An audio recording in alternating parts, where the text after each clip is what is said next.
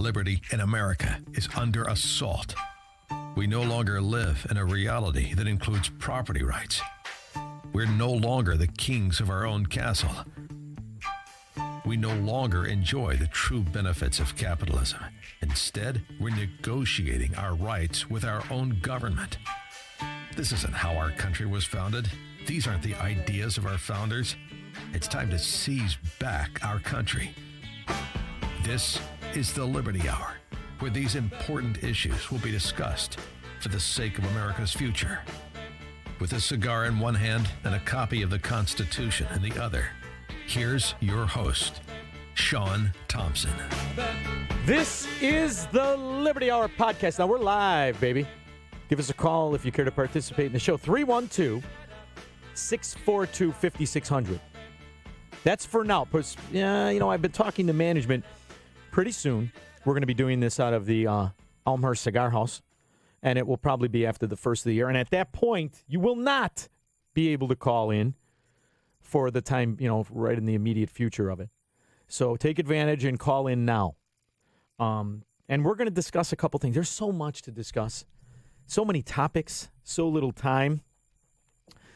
I'm always excited to do the podcast, even though I'm depressed to be back in the failed state of Illinois. But we're not going to do Illinois stuff per se, because I'm hearing propaganda and fluffery and nonsense. But I have to say, this impeachment hearing, for all of the people who are upset, all of the motivated Republicans, this is the greatest thing to ever happen to the Republican Party, which, by the way, even though I have multiple disagreements with, I need to win. So there's this overarching nonsense whenever I do the Slap and Tickle Drive Time Chicago show that, you commented, you disparaged Trumponomics, so you must be a never-Trumper. You must be a Democrat. No. That's how morons think.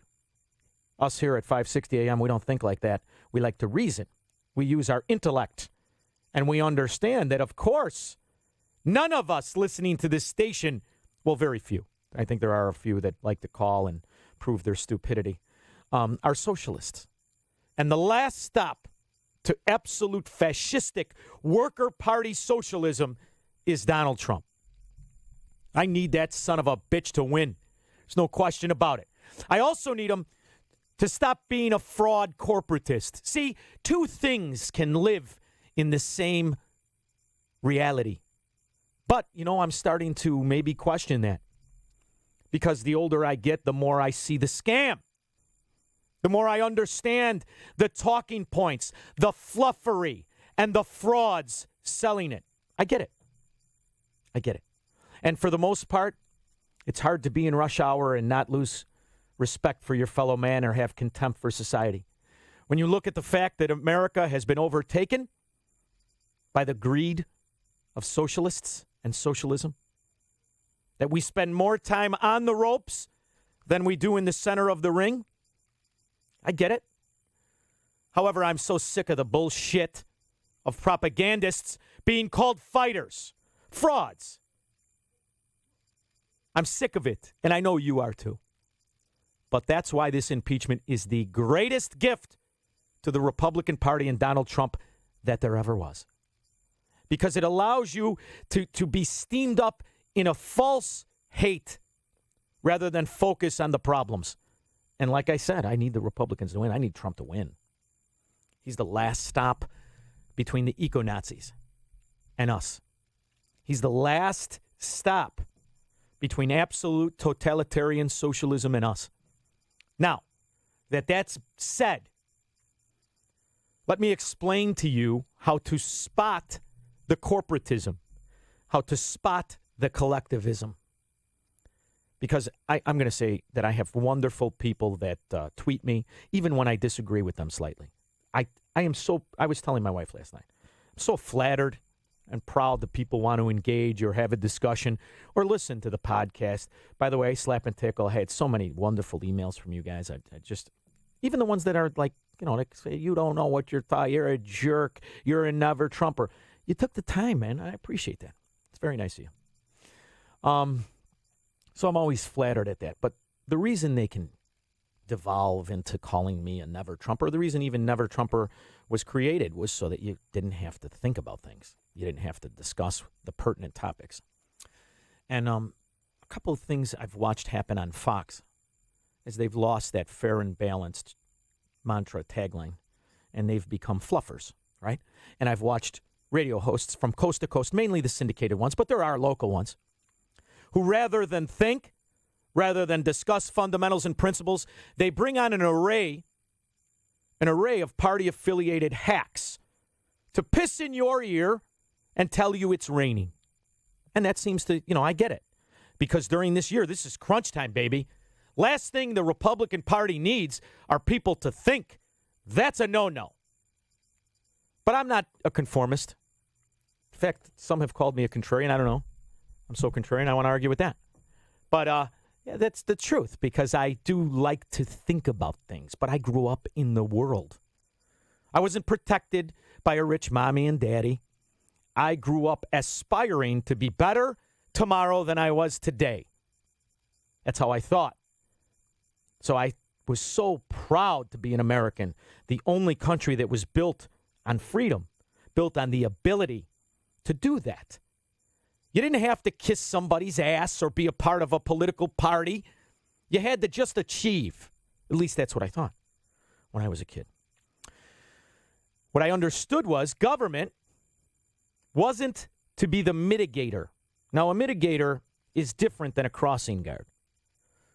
Crossing guard just makes sure that people can cross. Traffic flows. A mitigator picks who gets to cross the street. A mitigator is in charge of the crowd. Crossing guard protects the crowd. That's what our government was supposed to be. But what we really have here is an argument between fascists, between despots. And we get to pick the one that will manage the corruption to our liking. That's what the reality of America is. Sorry, if you want to put on your Caddyshack hat, wait till 5 o'clock. But right now, we're going to discuss shit the way it is. Because the idea that we promote corporatism and the idea that we promote collectivism, it sickens me slightly less than the Democrat socialists, but sickens me nonetheless. So every once in a while, a Fox News host, unqualified talking mannequin, who's there either because they look good with baby oil on their legs or somewhere, somehow, their families are interwoven with the families that run Fox News. And nobody embodies that better than Tucker Carlson, who I know is one of the saviors of the Republican Party, so I've been told. That's what I've been told. What I see him as is a herder, a cowboy, a cattle drive specialist who isn't about thought and intellect, although he appears to be, as he speaks from that country club vest he has on and the elitist verbiage that he likes to throw around, right? Harvard, Yale, the upper crust, right? That's what he's thinking. And he's down with the common man.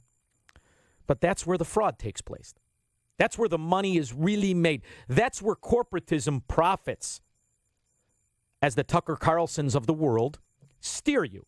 As they meet with other talking heads, have telephone calls of talking points, and get an agenda out to control the body politic. To pick your better fascism. Because that's what the electoral season is. Pick a fascism, and I agree with you. I pick the Republican fascism better. I do. But fascism nonetheless. Now, the movement has come out of the closet, as Marco Rubio's of the world have told you. They're looking for a new form, and they have the audacity to use the word capitalism because they don't have the balls to call it what it is, corporatism. Corrupt, government-orchestrated business. They have found a way to nationalize through law and through a phony virtue, the same kind that the socialists use on us. How good it is for us to be managed and how terrible it would be if we were free. So when I originally sent this clip to my man in there in the yoga pants, Justin, It was 10 minutes. And he's like, listen, what are you, out of your mind? Can't listen to a 10-minute clip. And I get that. And Dan Proft, bless his little Ivy League heart, he also has clips to listen to. But this, to me, is more important. Look, you want to take low-hanging fruit? You're going to get it from every bullshit host coast to coast. Here, we all hate Cobblepot. Doesn't everybody hate Cobblepot? The idea that this punchline, whose belly button is too big for a hubcap, Jerry Nadler, who after his liposuction surgery is 310. And that's a failure just on sight alone. The government creature that he is, scumbag, Jerry Nadler. Here. The evidence shows that Donald J. Trump, the President of the United States, has put himself before his country. You mean like you and your entire party and the other party too? See, that's the hate mongering. I can do that better than these idiots. I can sell you and fluff you better than this nonsense, but that's not how you fix things. Hate versus hate. Outrage versus outrage. Can't you see we're getting played? Can't you see the free man, the Americanism, is being robbed from us, and we're being plundered at different levels of tyranny from the same overlord? To me, talk radio has to have a difference, has to make a difference. This is where freedom is espoused, where capitalism is discussed, and where slavery is pointed out in all of its forms. So I could play the Democrats, who we have known for 40 years have become the American Communist Party. It's unarguable. And we were on a verge of recognizing just how bad the corporatist party is as we elected Republicans after Republicans in the House, which is by far the most important body of government. And the spending and the debt and the corporatism, which is the fraud of our nation through lobbyists and pay-to-play schemes, was starting to get attention.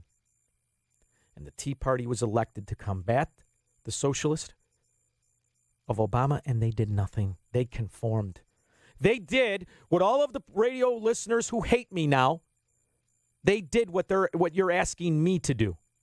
And you hated it when they did it, and you demand hosts who recognize the fraud in the Trump administration point out, then they're the bad guy, right? So all of you ex-capitalists, ex-Republicans, and neo-Democrats who think I should conform to the Tucker Carlsons, to the Marco Rubios, to the Donald Trump trade policies run by Democrats, I want you to listen to this and defend it for me. If you spent any time driving around America recently, you may have noticed that an awful lot of the country seems to have shriveled up and died. Take a trip on Route 2. Now, wait a minute.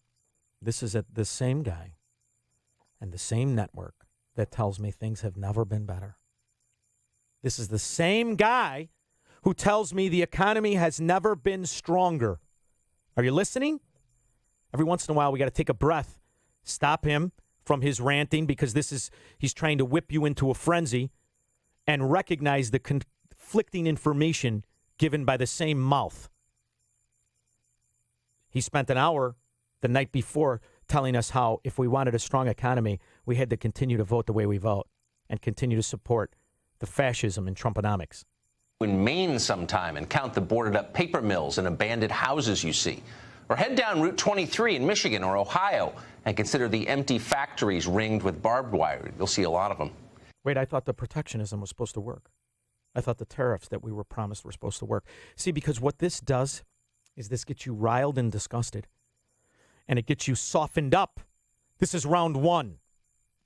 Softened up to take what comes next as gospel, rather than focus on why those factories are boarded up, on why those homes are empty and vacant, on why those towns that you promised, if they only had a little bit more government management, would succeed, have in fact failed. In each and every case, the answer is the government killed it. The same government you want me to believe is going to save it is actually killed it. The reason that foreign competition into American markets is so vital for the consumer is because American companies figured out how to corrupt and combat the corruption they were facing through American organized labor extortion unions. They're both paying the government off for a happy medium. But what they both recognize is the government is in charge. The reason factories close is because government tries to mandate how factory owners and business owners operate and pay their employees rather than a direct negotiation, because on top of that, they're facing a labor union. Every one of these factories that have closed are not necessarily because of business or what they produce, but because of the mandated expenses the government forced them to have. Every one of them. That's the businesses and warehouses that he says. So American manufacturing wasn't killed by foreign competition. It was killed by government manipulation. It was killed by government regulation. It was killed by organized labor extortion unions. That's what killed American manufacturing. That's number one. Number two, the housing. What killed the housing? What created the bubble? What destroyed it? What tries to manage it? Government interference in the monetary policies of America. The same one that all the Trump supporters brag about, as Powell has cut the rate 3 times in a year that we're supposed to be doing gangbusters. So you want to put mustard on bullshit and eat it? Then tune in, baby, to another station, because this one doesn't do it. You cannot have those things living in the same time. You cannot have the strongest economy, the lowest unemployment, the greatest monetary policy of all times, and manipulation. You wouldn't need it if the first 3 were true. You wouldn't need it. All those loans that created the bubble, they're back. All of them. No doc, no money down. It's all back. The manipulation of people who could afford housing the least, having the best advantage in buying it. It's called FHA. Back. 3.5% down, sometimes no money down. And they're pointing at a bubble in which only 50% of Americans are in the stock market, which has half the companies it had under George W. Bush. Half. And you're wondering why it's up? They're talking about consumer confidence on my way in. Consumer confidence report. Small business consumer confidence has never been higher. And at the end, much like the pharmaceutical ads, they let you know that they only surveyed 500 small businesses in the entire country. 500. You know how many millions of small businesses there are in America? 500? That's what you're giving me that bullshit information on? And they are not discussing that through the manipulation of the Federal Reserve, those same small businesses have been increased unsecured credit to the likes of which no economy in America has ever seen. If you have an LLC, you can get $250,000 unsecured debt immediately, as long as you pay 7.5%. So when businesses are going under, what do most business people do? Take the money and fold the business. And then you pay it off. It's a short-term bailout. Because how are you going to go after them? LLCs are limited liabilities. The liability is limited. That's what's in the title. Yet that limited liability that may have an investment of $30,000 can borrow $250 without the blink of an eye, and that's without trying. So, do you want to just listen to the fluffery? And I guess the reason strip joints are open are because, you just want the fake love. You don't need the real steel. I get it. But this is a Republican selling you this. Outside the coastal cities, scenes like this are everywhere. This is your country now. Shuttered car dealerships next to defunct restaurants, across street from thrift stores and methadone clinics. Lot there. They spit it out fast because they don't want you to focus on it. Shuttered car dealers. Well, wait a minute. We bailed out GM. They say we didn't bail out Ford, but we did. We forced them to take the loan. We're putting restrictions on buying foreign products. See, the car dealers he's talking about, they're not all bullshit UAW junk dealerships. Some of those were foreign dealerships. Toyota, Nissan, Jaguar. You know the litany of foreign cars. Mitsubishi, Hyundai, whatever, Kia. Yet at the same time, the American car market was collapsing. Rather than worrying about the Americans working in the car industry, most of which could have been offset by embracing the foreign cars that we're selling. Instead of letting that market thrive, what did you do? You raised the cost so that they couldn't sell either. And this is the new dynamic of we're not as bad of a problem as the other countries. Sure, we're not doing great, but we're doing better than China. Who gives a shit? You're the second failure. Congratulations. Is that the new winning? Is that the new capitalism now? And the idea that we're sitting here with bated breath. Will Donald Trump, Peter Navarro, that Viagra drip diaper wearing Wilbur Ross scumbag, and the Liza Minnelli lookalike, Steve Mnuchin, decide whether to take a deal that infects each and every 330-some million Americans, shows you how collectivism is the way. You're not fighting for your rights or your freedom or capitalism. You're fighting for better management of fascism. Damn it. And you could bring all the fat-ass Steve Bannons on you want. It doesn't mean it's not true, because they're selling you bullshit. And here's more of it. That's America. Community after community. Desiccated. Empty husks with nothing left. Huge swaths of the United States look like that now. So what happened? Well, a lot of things happened. Some of them are complicated and hard to change. But one of the big factors in this slow-moving disaster is the utter transformation of the way our leaders think about the American economy. During the last Gilded Age, 125 years ago, America's ruling class may have been ostentatiously rich, and they were. Go to Newport, Rhode Island for proof, if you like. But it was still a recognizably American class. Tycoons accumulated fortunes, but they also felt some obligation to the country around. Wait a minute. Do you realize what nonsense that is?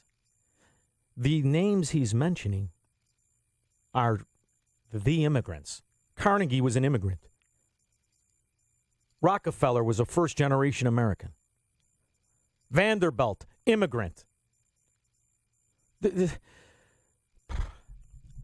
trying to invoke this false sense of patriotism in the same way William Jennings Bryan did. You know who that is? William Jennings Bryan? He's the original populist. Do you realize the populism that all of the old conservatives and new Trump sycophants, do you know what they're espousing? That this protectionism, this national populism, this nonsense on a cracker Tucker Carlson is selling you? William Jennings Bryan, was a leftist.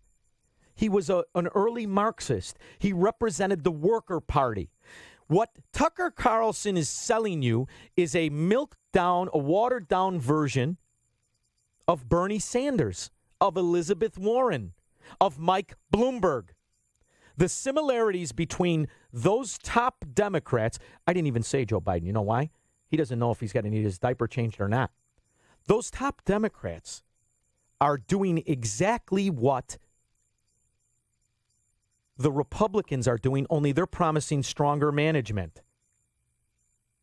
That's the only difference. I'm getting text, and I've got 3 businesses I'm running. Let me just see if this is an emergency here. Oh, shit, Vortex. Please call him. Wait, Casey, I'll take care of it. All right, hold on. Sorry, guys. I'm running business. Care of it in 20. All right, sorry.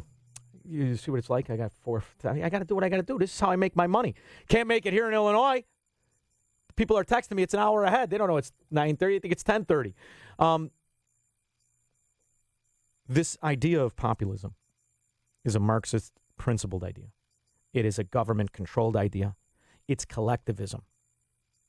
I am so disgusted that I got to go 11 and a half months or 10 and a half months now of listening to rah-rah for collectivism, rah-rah for the idea that 4 people get to decide the flow, the ebb and flow of tens of millions of businesses. Who in the hell are you to decide what a widget costs? And the audacity to add a penalty on it and call it a tariff and then say the foreign government pays it and then tout it as revenue. and the American Republican says, yeah, listen to me. The revenue to government, which is taxes that are derived from you, have never been higher. So all of you who hated Obama for the taxes he created, ignore the fact that a tariff by any other word is a tax. And a tax by any other word is a tax. And the revenue brought to the government does not come from foreign governments. Foreign governments take advantage of us through our corporatist money managing fraud of the U.S. dollar with the IMF bank and the other foreign money we send there as loan guarantees. They don't pay us anything, man. You get it? Nobody pays us. They borrow imaginary debt, sell you bullshit so you're comfortable with it, and you stop talking about it. What are you, another Trumper? No, I need this son of a bitch to win. And I need him to fix things. Because when you win and this shit goes on, you're just losing at slow speed. That's all you're doing, and that's all Trump is. Them. Steel tycoon Andrew Carnegie famously built stone libraries around the country for the edification of people beneath him. John D. Rockefeller and many other so-called robber barons set aside. If you want that to happen. If you spend any time. What happened? You can't keep the clip going? If you want that to happen, you incentivize them through the idea that you'll stop taking their money if they better society. See, that's how it used to work. They gave money away because it benefited them and it benefited society. And do you want to know that that's the answer for all of our problems? In each and every case, the answer to our problems is to make it advantageous for citizens to give directly to other citizens. If you really want to redistribute wealth in a fair manner, nobody's more generous than the American people. You want to have a Social Security system? Then don't fraud it with the government manipulation and payoff scheme Ponzi fraud that it is. Allow rich people or regular people to donate into a system that takes care of only poor people. Or no, see, that doesn't make government the strong man. They don't care that Social Security is sometimes taking advantage to pay rich people because they're more interested in taxing them while pretending it's a virtuous objective. It's a scam, man. Social Security is a scam. Insurance, health care, Medicare, all of it is a scam. It doesn't help people. You want to help people, incentivize the caretaker, the provider of the service, to give away some of his services to the people who cannot afford it on the generosity of charity versus the tyranny of the United States government in the name of the virtuous, who it picks. What did Donald Trump do to change that? Absolutely nothing. Say it again. That's what he did. Absolutely nothing. Why haven't you changed the structure of tyranny rather than just pretending to wiggle the boot that for decades now politicians have recognized they have on our neck and have promised to inflict more pain? So do I need Trump to win? You're damn right. But I need him to win and do the right thing. Not win and continue the bullshit or take his time off. You notice how all of the so-called tax breaks, they all sunsetted? Who could invent this term like sunset as a restriction being lifted off of you with a guarantee and a promise to be back on unless they win re-election? Who could do that but a fraud? But a scam artist? But a mystic? Notice, where's the market today? Ooh, is it up? Well, I hope they came close to a trade deal. Phase one. How do you sit there and listen to that bullshit and not want to throw something? What do you mean phase one, you stupid son of a bitch? You either make the deal or you don't. Don't promise me like an emergency room doctor to a 3-year-old. Just one more stitch, honey. Apparently that's what the people want, though. Because what I'm talking about makes you think a little bit. Makes you recognize, holy shit, I'm a slave. When we discuss the idea of government using phony virtue to make it so you can't replace the windows in your house or the driveway without buying a freaking license, you realize you don't own shit. You're a slave to that village, to that county, to that state. Maybe it's ignorance is bliss policy of the bullshit cowboy artists like Tucker Carlson and the coast-to-coast hosts who are selling you how great the economy is, and gee whiz, I only hope they cut the rate again. You know why they do that? Because they know you're frickin' gullible. And when they talk about you in their closed meetings and their talking point conference calls, it's about hurting you like cattle because they have the same contempt for you as the socialist Democrats like Jerry Nadler. It's the same shit. How dare you try to manage us? How dare you try to implement what our choices can be through penalty of taxation? That's the shit that created a revolutionary war. That's the shit the people in Hong Kong are protesting. And that's the shit you're telling me I got to get on the train for and put my Caddyshack hat on. Idiots. But I guess that sells, right? That's why the podcasts are fun, because I could say the truth. And by the way, this podcast is brought to you by HighTideCream.com. High Tide Cream, we're going to be doing a commercial on 560 AM. It's a company I'm instrumental in, okay? Because, yes, I think it's important to take care of yourself. You got one face, one skin. It's important to take care of it. There are no chemicals. It is completely organic, derived of 13 essential botanicals and oils. Aloe-based, CBD hemp derivative infused. Not CBD like all these other people where they put a squirt in a vat. Each and every container has 500 milligrams. Now, CBD is important, but what's also important is the plants themselves. The aloe plant, the hemp plant, minus the THC. I don't get high, I don't drink, and I don't promote intoxication. The same way I don't sell you bullshit on the radio, I don't think you should intoxicate yourself. Got one life to live. Live it with pride. It's better to be poor and proud and virtuous than in on the scam like that scumbag Madigan. But remember that when you see me on the street, kid, that you're laughing in there. You know what I'm talking about, jerk off.